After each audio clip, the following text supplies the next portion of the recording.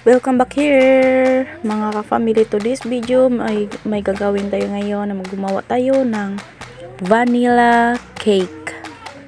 So, ito lahat ang mga ingredients na kailangan natin o mga sangkap. Shout out pagali kay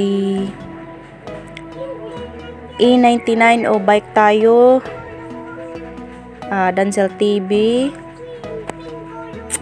Yan, may 4 cups of all-purpose flour tayo mga ka-family. And shout out kay Boy Sagbot Vlog dyan,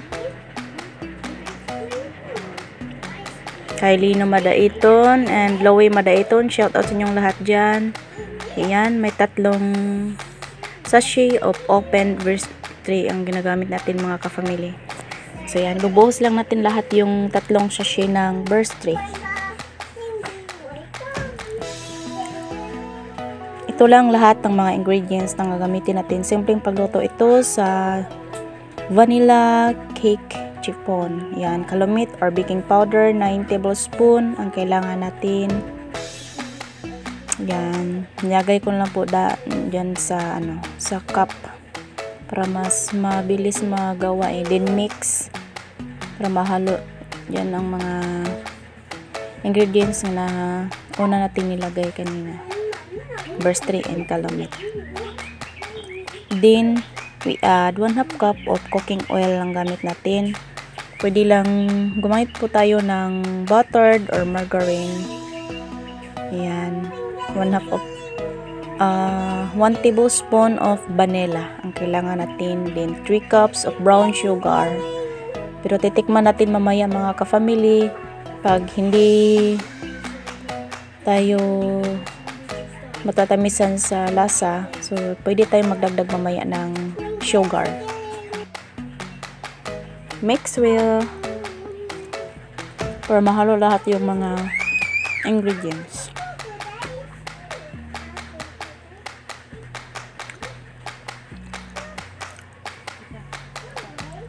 Yan, kailangan natin ng 8 small size of egg. Yan. Magtabi tayo ng 3 egg white para sa icing natin mamaya. Yun yung iba, isatabi din natin para gawin natin pang fluffy sa chiffon cake natin.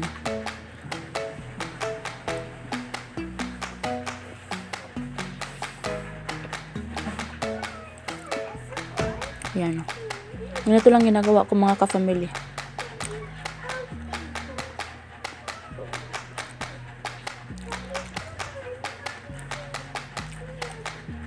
Palaging simple gumawa si Pamela Habelio Vlog. Mga simpleng paraan lang ang gagamitin natin sa paggawa nito.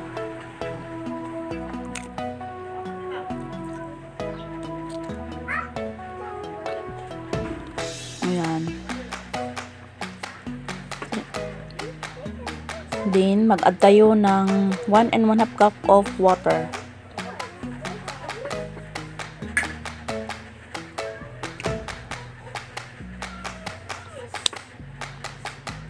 Ayan.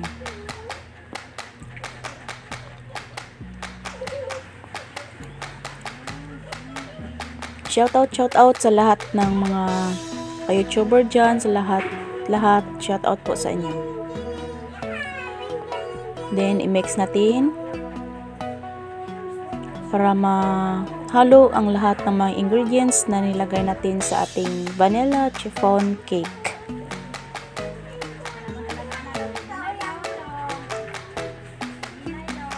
So yan, dapat tiyaga tayo sa pag-mix nito kasi makakapagod. Dapat matyaga tayo nito sa pag-mix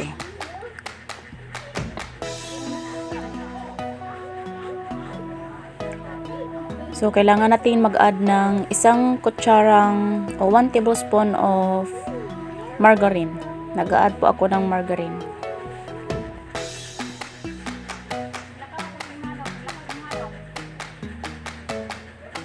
Yan, then mix well. Yan. pag mix ko mga ka-family, nagdandahan lang po ako para hindi ako mapapagod kasi i-mix natin yun sa ano ngayon sa hand mixer. So ayan, so ito yung sinisipirit natin kanina ng egg white maliban sa pang icing natin. Ayan, ito ang paraan na ito mga ka-family para mas lalong mag-fluffy yung vanilla chiffon cake natin ngayon. So ganito lang gawin natin, i-mix lang natin. Mamaya gawin natin ito ng parang icing, parang mera. Ayan.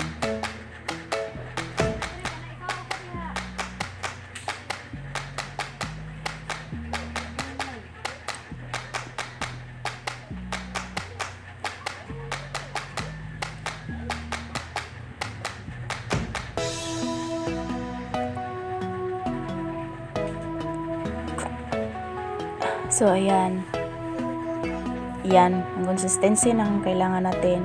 Yan, i-add natin sa ating chiffon cake. So ayan, para siyang bubbles. Yung egg white na ginaganyan natin ay siyang nagpadagdag pang fluffy sa ating vanilla cake chiffon.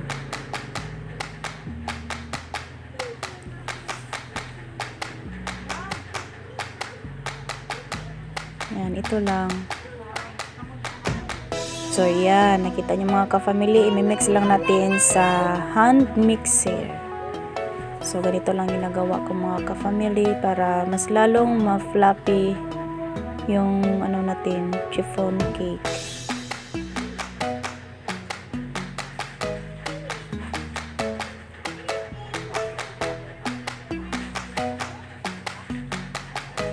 Ayan, tiyaga lang tayo sa pagmimix mga ka-family para ma-achieve natin ang ating hinahanap na consistency na ginagawa natin ngayon sa vanilla chiffon cake.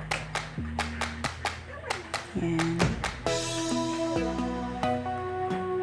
So ayan, nag-add ako ng 1/2 cup of sugar kasi tinitikman ko kanina mga ka-family, parang hindi pa ako matatamisan sa lasa. So, kailangan natin mag-add. So, depende sa ating panglasa mga ka-family. Kung okay na sa inyo, so ganyan lang yung 3 cup ng sugar. So, ito ang consistency ang kailangan natin o hinahanap natin sa ating vanilla chiffon cake. So, iyan.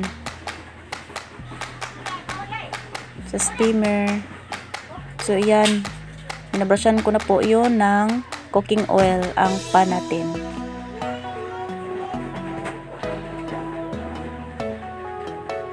Yan, i-adjust lang natin sa paglagay sa ating pan mga ka-family yung nagawa nating chiffon.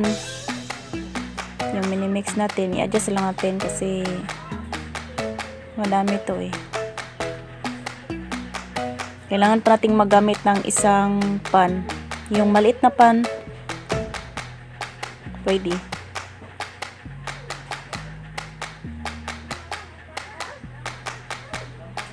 Ayan. So, ito na nilagay ko na po sa ating steamer kasi wala akong oven. Ni-steam lang natin ang ating vanilla cake chiffon. So, ito, naluto na yung vanilla cake chiffon natin mga ka-family. Super fluffy mga ka-family. So, ayan.